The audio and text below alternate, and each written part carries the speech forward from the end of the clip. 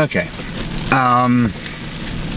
You know, none of us with mental illness ask for this. You know, it's not like we went out one weekend and partied and said, hey, what the hell, let's get a mental illness this weekend and party and live it up.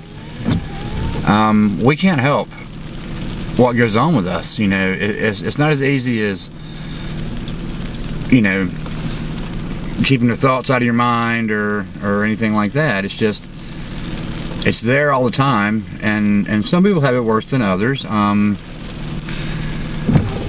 My mental illness, the ones that bother me most, I have panic disorder, anxiety, agoraphobia, OCD, depression with psychosis, and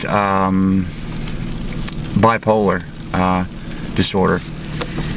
And they all feed off of each other. And you know, for a lot of the younger people that watch this, it's hard for them to express how they're feeling, because they don't know what's going on at first, you know, and it's scary.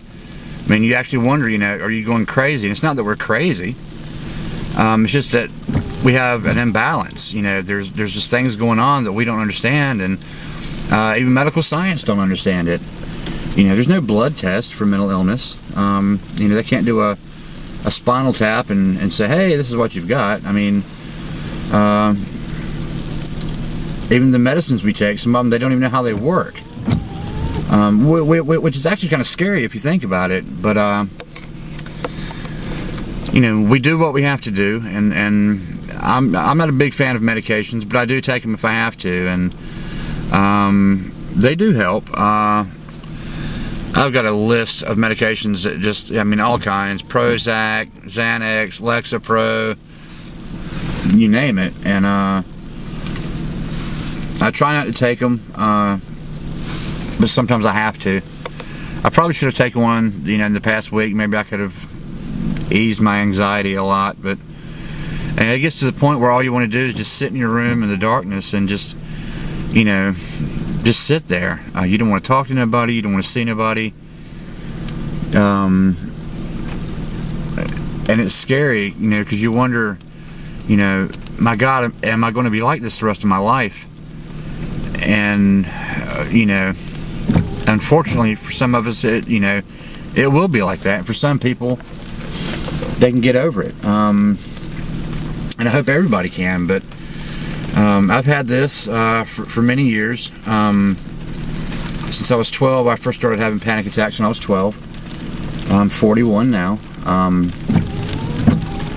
I always hoped by this time in my life I'd have a nice job, be married, and have kids, and, you know, be quote unquote normal. And that just hasn't panned out that way. And I'm at the point where I really don't care anymore. Just living like this is actually a living hell, and I just want people to understand what it's like and what we go through.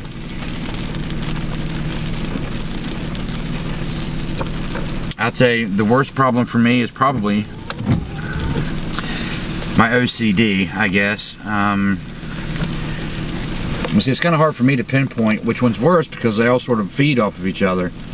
You know, my OCD, my repetitive thoughts, feed my anxiety, and my anxiety feeds my depression.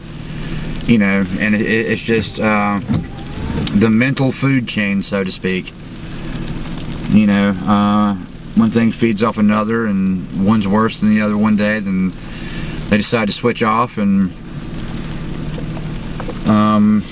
my anxiety's pretty bad today, but I had to get out of the house and do something. I forced myself to go out and do things, and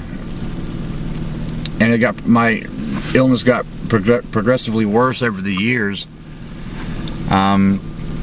You know, I was lucky enough to at least have, you know, some sort of a fun teenage years. I went to a lot of concerts and stuff, but as I got older and older, I'd say starting in my mid-20s maybe, is when it got really, really bad. It's always sucked, but it got extremely bad in my mid-20s, and it's just progressed ever since to the level it's at now.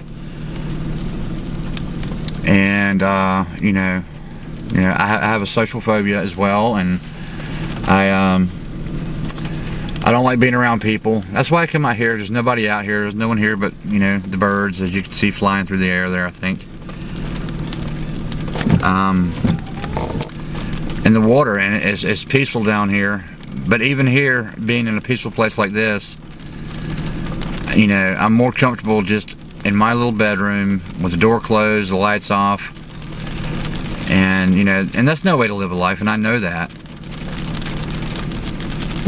But you can't help it. This may actually end up being a 2-part video, so we'll see. But anyway, I'm gonna close for now, and I'll be back at home when I restart the video. Talk to you later, guys.